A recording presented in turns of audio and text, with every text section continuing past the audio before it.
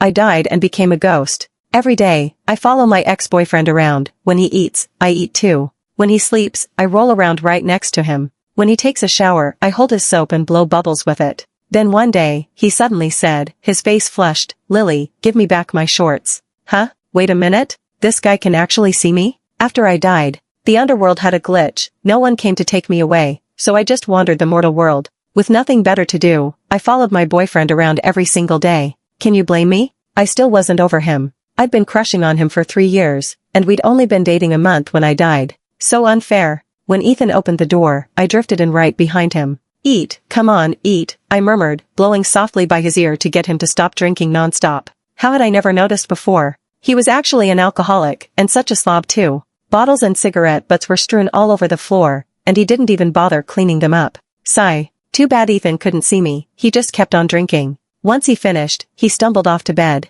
I hovered by the headboard, counting his eyelashes one by one, and took the chance to brush a kiss against his lips.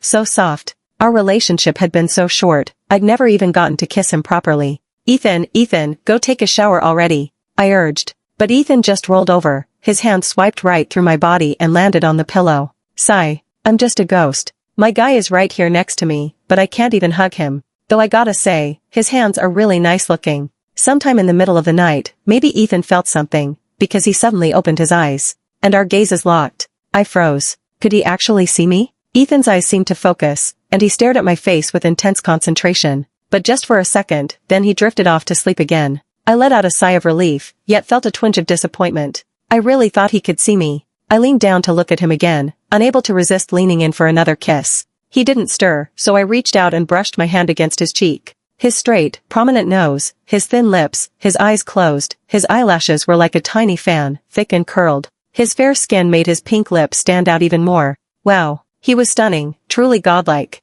A sigh escaped me internally. If only I could get a second chance at life, I'd make sure to experience everything with him for real. I leaned against him as he slept. My beloved Ethan, my dream guy. Someday, I wondered which lucky person would get to have him. Before I knew it, I'd fallen asleep too, resting my head on his pillow. Don't assume ghosts don't sleep, we sleep whenever we want. Suddenly, Ethan sat up, slipped on his shoes, and headed outside. I rubbed the sleep from my eyes and followed him. He went straight to the bathroom. Oh no, was he finally going to take a shower? All sleepiness vanished in an instant, and a grin tugged at my lips unconsciously. Finally, I'd get a good look, time to feast my eyes on his 8-pack abs. I swallowed hard and drifted faster toward the bathroom. I was almost at the door when bang, it slammed shut. Too late to stop, I flattened against it like a glob of clay, then slid down slowly. I rapped on the door. "Ethan, let me in. I can scrub your back for you, even lather you up with body lotion. Oh, and I'm great at massages too." After a while, Ethan emerged, towel-drying his half-wet hair.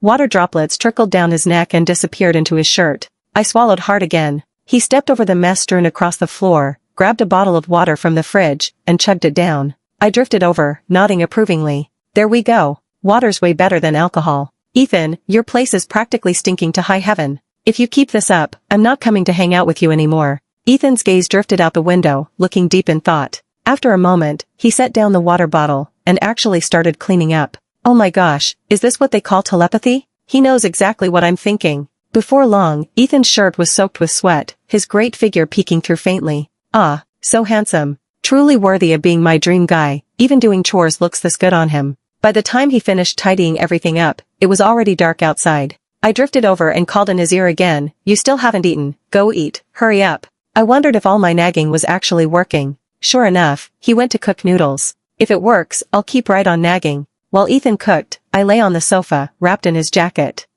It smells so good, so intoxicating. Though it's making me a little lightheaded. Some incense would be nice right now. I propped myself on the sofa, legs dangling as I called out to Ethan. "I need something fragrant, anything works." Sniffles, "Otherwise, you'll lose me all over again." Ethan, who was in the middle of cooking noodles, paused for a split second before resuming his task. I sighed, staring blankly at the ceiling in a state of utter listlessness. After a while, Ethan emerged from the kitchen, carrying a bowl of noodles. He ate while keeping his eyes glued to his phone the entire time. I frowned, feeling just like a frustrated mom who couldn't help but fuss over her unruly kid. Eating with your eyes on the phone? That's bad for your eyes. Curious about how engrossed he was, I drifted closer for a peek. Huh? Isn't that my photo on his screen? My cheeks burned instantly, not that ghosts have real cheeks, but you get the vibe. I reached out and poked his shoulder. So you didn't forget me after all. Are you missing me, huh? Ethan, you love me this much. Let's kiss, hug, and cuddle to sleep. Still staring at it? Oh geez, now I'm getting embarrassed. I'd always thought he never really liked me, figured he'd long since forgotten all about me. I covered my blushing cheeks and acted all shy and bashful in front of him. Ethan sighed, then headed to the entryway to put on his shoes. What's he up to? I chased after him. Where are you going? What are you gonna do? He walked to the garage, and I floated right into the car with him. As we drove past a mall, I piped up, Ethan, look. That's where we had our first date. When we stopped at a red light, I pointed at the traffic light ahead. Remember? We held hands for the first time right here, while waiting for the light to change. I rubbed my hands together, grinning from ear to ear as happy memories flooded back. Then we passed a love hotel. Ethan, I really love this place. I was gonna ask you to come here with me sometime. I sighed. Too bad I'm dead now, though. After saying that, I lowered my eyes, and caught a glimpse of Ethan's cheeks turning a little pink.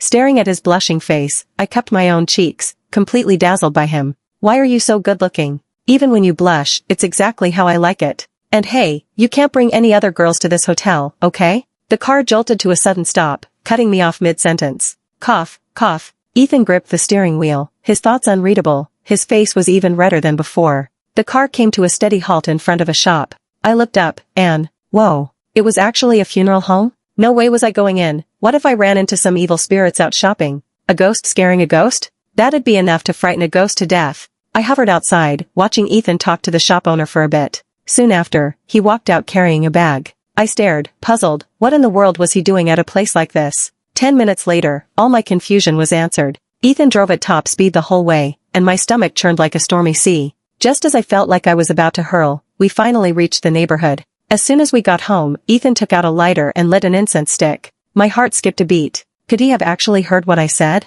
The scent of the incense quickly filled the house. Screw overthinking, it smelled so good. I took a deep breath, and a surge of energy rushed into my body. In no time at all, I was alive again. When I tiptoed into the room, Ethan was already asleep. Silver moonlight spilled over his handsome face. I hopped over to his side and planted a big smooch right on his cheek. Ethan, you're the best. You even bought incense for me. I needed to give him a few more kisses, otherwise, I'd be getting the short end of the stick. Ethan scratched his cheek, rolled over, and turned his back to me. I tilted my head, staring at his back. Seeing he was still asleep, I reached out and poked him lightly. Ethan, did you hear me talking earlier? First thing in the morning, Ethan's phone kept ringing, non-stop. I stretched and grumbled, who is it? Ruining my beauty sleep this early. Ethan fumbled around on the nightstand a few times, grabbed the phone, and swiped to answer without opening his eyes. A loud, energetic woman's voice came through the receiver. It's his mom. Don't ask how I knew. Let's just say I used to eavesdrop on their calls all the time when we were dating. Okay, got it, Ethan mumbled sleepily. He hung up and went right back to sleep. I was wide awake now, no chance of falling back asleep.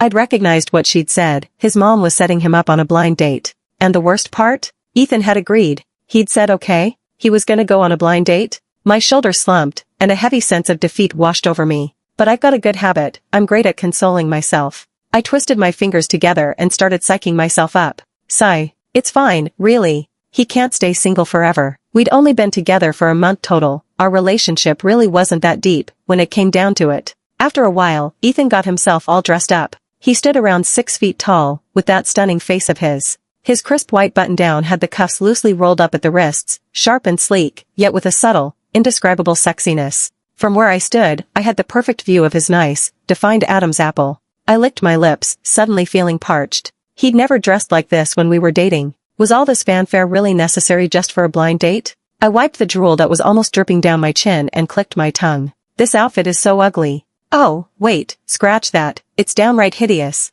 But Ethan's lips curled up slightly. He grabbed his keys and got ready to head out. I jolted awake, slid off the bed in a flash, and scurried after him. Once we got in the car, I realized the sun was unusually scorching that day. I'd heard ghosts vanish into thin air when exposed to sunlight, so it looked like I couldn't get out to follow him. The thought alone made me feel gloomy. The car pulled up in front of a cafe. I wrapped myself up like a zongzi, leaving only my 2 eyes exposed, and watched them through the car window. Not long after Ethan sat down, a girl walked over. She had a delicate face, a tall, slender figure, and fair skin. She looked gentle and lovely all over. Quiet, beautiful, and with a great figure. She was exactly the type Ethan liked, that much was obvious. Watching them chatting and laughing together, it felt like something heavy was pressing down on my heart, so tight that I could barely breathe.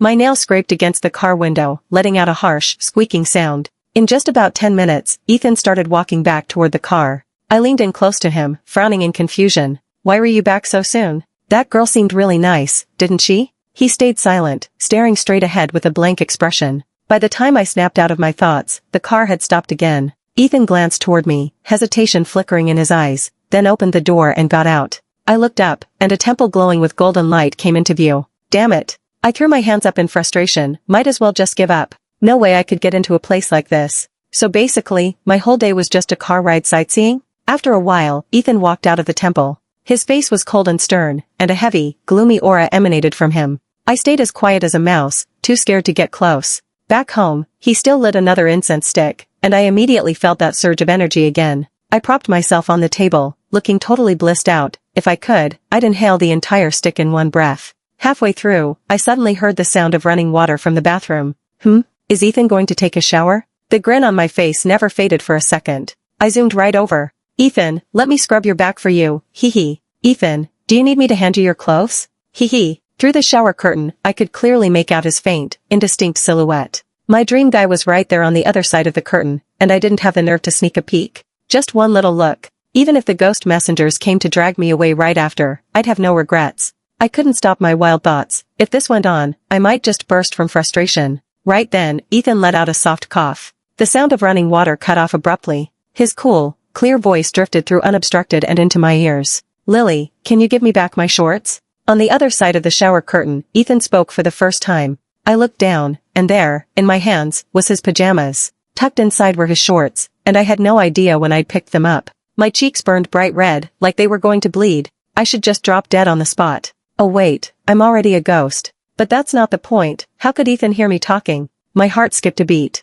Can you hear me? From behind the curtain, Ethan replied in a muffled voice. Yeah. My head felt like it was gonna explode. He can hear me? Does that mean he knew everything, when I spied on him, when I kissed him? I've made a total fool of myself. Why didn't you tell me earlier? You're only saying it now. I've been rambling to myself this whole time for nothing. After a moment, Ethan's deep voice drifted out slowly. At first, I thought it was just an illusion. But I kept hearing you, and today, when I went to the temple, I asked the monk about it. He told me this kind of thing can happen. Usually, when someone who's passed away misses their loved one too much, they linger in the mortal world, unwilling to leave for a long time. I nodded frantically. In that instant, all the emotions welling up in my chest melted into a tight, sour ache in my throat. Sniffling, I thought, yes, I really do miss you so much. I pined after you for 3 years, only to date you for 1 month. I got such a raw deal. Overwhelmed by grievance, tears gushed out of my eyes. Just as I sobbed so hard that my snot bubbles popped one after another, Ethan suddenly spoke up.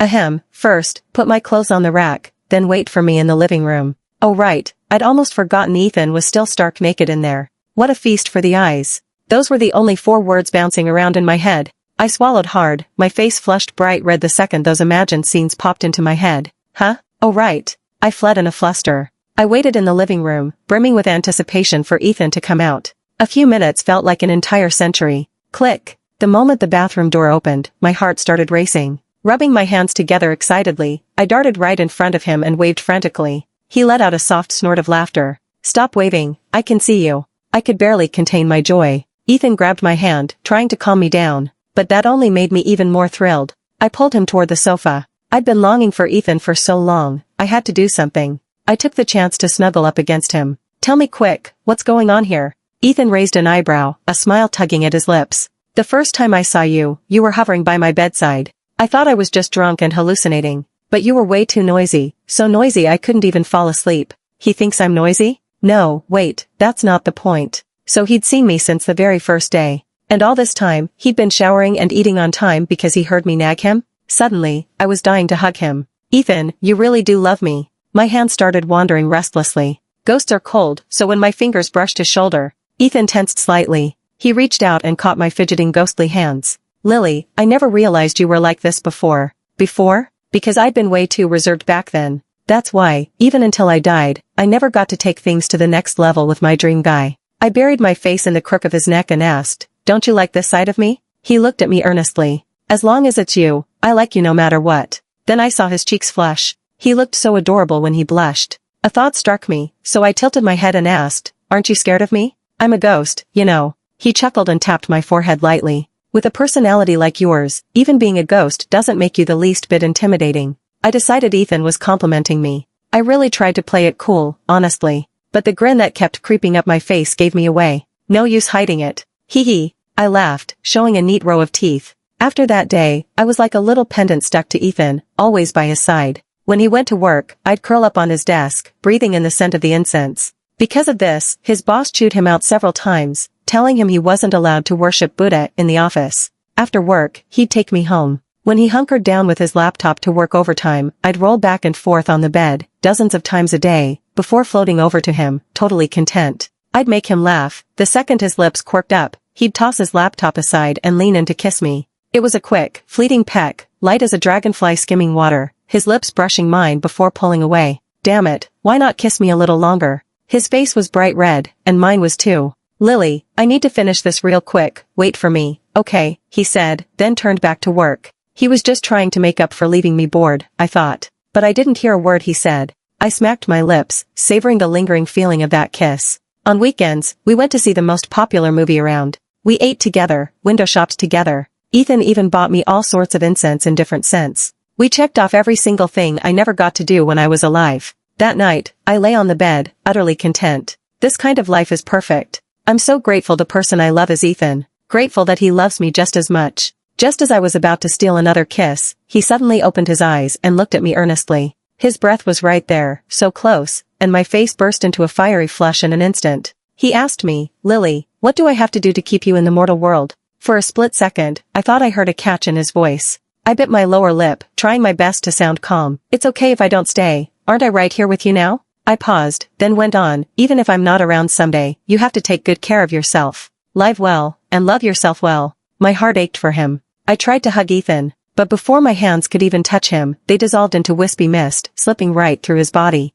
It hurt. A sharp, wrenching pain twisted in some corner of my heart. Deep down, I'd always known this happiness was stolen. After all, who could stay with a female ghost forever? Early the next morning, I faintly sensed someone outside the door. I'd just floated over when the door suddenly swung open. It was a woman in a tailored skirt suit. Her meticulous makeup made her look elegant and dignified, though faint traces of time were visible on her face. She stepped inside, took off her shoes, and spotted the lit incense on the table, her shapely eyebrows furrowed slightly. Then she sat down on the sofa. I was about to float to the bedroom to tell Ethan when I heard his voice. Mom? What are you doing here? Ethan emerged from the room, rubbing his eyes. Mom? I quickly ducked into the bathroom. No wonder Ethan was so good-looking. He took after his mom perfectly. Peering through the crack in the bathroom door with one eye half closed, I watched them. When Ethan's mom saw him, her already furrowed brows knitted even tighter, like a twisted hemp rope. Can't I come? She snapped. Look at you, you're so pale and haggard. Her eyes darted around the room before she went on, and you're burning incense in the house?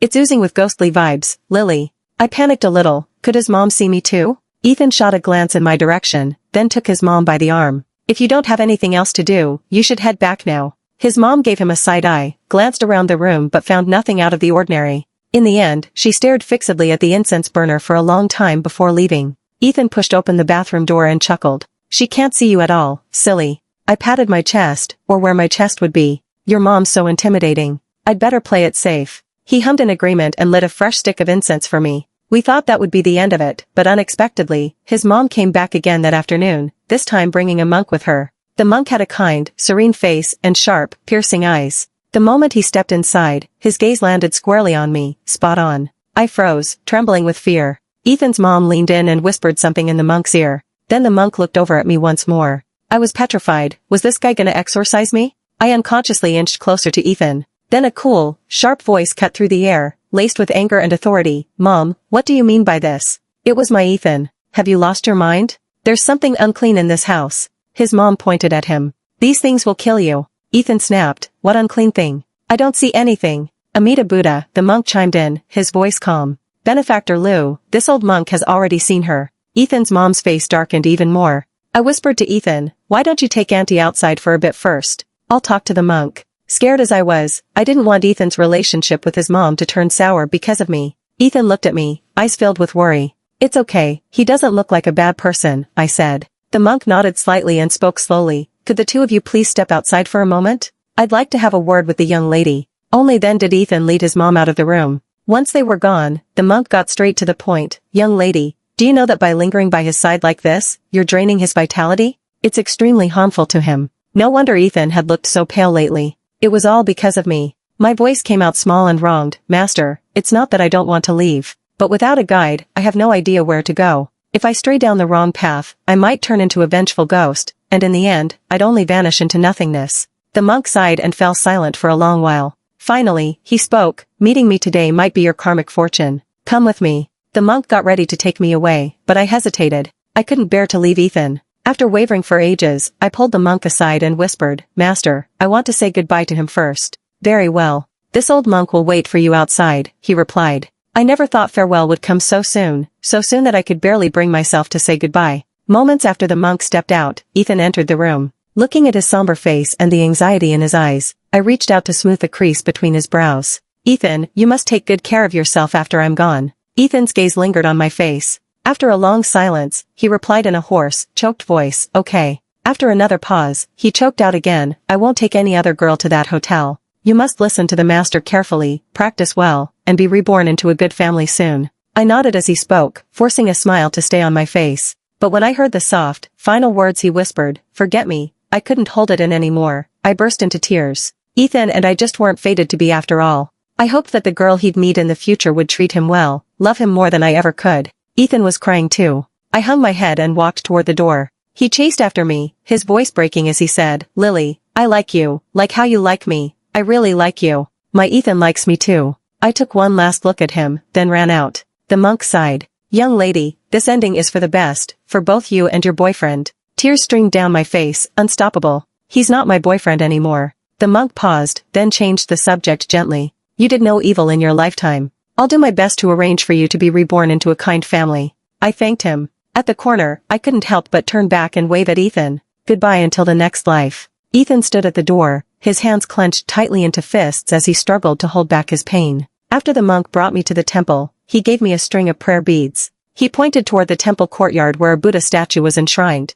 Young lady, you carry too much worry in your heart. From now on, you can come here to chant scriptures and pay homage to the Buddha. It will help you cultivate a better next life. Since I had the prayer beads, I could actually enter and leave the temple freely. Every day, I'd sit in meditation with the young monks beneath the Buddha statue, listening to the sounds of Buddhist chanting. I'd also flip through the Buddhist scriptures. Most of the time, I couldn't understand what they said, but somehow, after reading them, my heart felt remarkably calm. Day after day, I stayed at the temple for a long time. Then one morning, the monk hurried over to tell me, your chance has come. The monk told me to hurry and follow him, opportunity waits for no one. I knew it, he was going to take me to be reborn. The monk walked as fast as the wind. I trotted along behind him, and in the blink of an eye, we arrived at an abandoned park on the outskirts, a place where few people ventured. I looked up at the sun. It had been so long since I'd seen the world outside. The last time was when I went on a date with Ethan. The thought of Ethan made my heart ache all over again. I was about to be reborn. I hoped he would be happy forever. The monk's words pulled me back to reality. He pointed at a young girl lying on the ground. She was thin, dressed in tattered clothes, and her face was ashen. Clearly, she had passed away. This young lady was a poor soul, he said. She fell to her death here last night. But her lifespan wasn't meant to end yet. Go and take her place, fulfill her duty to her parents. The girl looked to be around 15 or 16 years old. When I looked closely, she bore an 80% resemblance to me. I was about to ask something more when the monk said, go quickly now. Immediately after, a bright white light flashed before my eyes, and I lost all consciousness. When I woke up, the monk was already nowhere to be seen. I was lying exactly where the young girl had been. What was strange was, there were no memories in the girl's mind. Whose mind would be completely blank like this? I sat up, rubbing my throbbing head, and looked around. The monk had told me to fulfill the dead girl's duty to her parents, but who was she? And where were her parents? Just as I was drowning in confusion, an elderly aunt with white hair came running over. Her face was filled with urgency. She threw her arms around me and hugged me tightly. I froze, caught off guard by the embrace. For some reason, a sharp pain welled up in my chest, and tears started streaming down my face uncontrollably. The aunt sobbed, calling out, sweetheart, don't go out alone anymore from now on. If you really don't want to go to school, then we won't make you. Mom will never force you again, okay? Mom, I'll go to school. The words spilled out of my mouth almost unconsciously. It was as if this body had been holding back so many unspoken thoughts, and they'd finally found a way to escape through me. This body felt incredibly familiar with everything about the aunt. Earlier, when I saw the tears in her eyes, I'd cried even harder myself. The aunt froze, staring at me in utter shock. Lily? What did you just say? Mom, I'll go to school. I hugged her back. The aunt looked no more than 40, but her hair was already streaked with white, and her face was etched with exhaustion. From her reaction just now, I guessed that the girl who'd passed away might have been physically disabled or intellectually challenged when she was alive. It must have been so hard for her, no wonder she was so overwhelmed. Lily, my daughter. The aunt burst into loud sobs. Once she calmed down a little, as if suddenly remembering something, she pointed toward a lake. What's that? A lake. And that? She asked, pointing again. A camphor tree. She was about to point at something else, but I couldn't help laughing. Mom, I'm not foolish anymore. I recognize all these things now. Good, so good. Heaven has taken pity on us, mother and daughter. The aunt spoke through her tears. Let's go home. My Lily has come to her senses. I need to call your uncle and tell everyone the good news. Okay. I let her hold my hand, watching her excited expression, and a warm feeling welled up in my heart. Lily, don't worry. I'll make sure to take good care of your mom for you. On the way home, Auntie talked to me non-stop, as if she wanted to pour out all the words she'd held back for 14 years. But from her rambling, I also learned about the girl who'd owned this body. She was also named Lily. She'd been born with intellectual disabilities. Her father had walked out on them when she was just 2 years old and never came back. Auntie had raised her alone, and the mother-daughter pair had lived an extremely tough life. With her intellectual disabilities, Lily had naturally struggled in school. But Auntie had always insisted on letting her finish junior high. Last night, for some unknown reason, Lily had gotten upset, run out alone, and never returned home. I could imagine why Lily had been reluctant to go to school. A child like her would inevitably be either bullied or isolated at school. Days of not understanding lessons and having no friends, those must have been agonizing. I sighed, my heart aching for her, and tightened my grip on Auntie's hand. The moment we got home, I looked at the old, run-down bungalow, and my eyes grew even warmer with tears. But Auntie was overjoyed. She made over a dozen phone calls in a row to share the good news. Unfortunately, no one believed her. Her older brother even snapped at her over the phone. Have you lost your mind? How could Lily's condition possibly get better? Don't go anywhere. I'm coming over to check on you. Auntie's brother, named Bob, arrived in no time. He burst through the door yelling, Little sister, have you lost your mind too? I told you ages ago to drown her in the river, but you wouldn't. Before he could finish, I stepped forward and called out sweetly, Hello, Uncle. Bob froze. A look of utter shock spread across his dark face, and he stared at me with wide, disbelieving eyes. The bag of rice and bottle of oil he was carrying slipped from his hands with a thud and hit the floor. Uncle, please have a seat. I'll get you some water, I said. My voice jolted Bob back to his senses. He let out a startled whoa, grabbed my arm, and asked, Lily, you're really better now? I nodded. Thank you, Uncle, for looking out for us all these years. Tears streamed down Bob's face in an instant. Good, good. Heaven is just, he choked out. Let's go home. Don't cook tonight, I'm buying dinner. For everyone. Auntie laughed through her own tears, nodding frantically in agreement.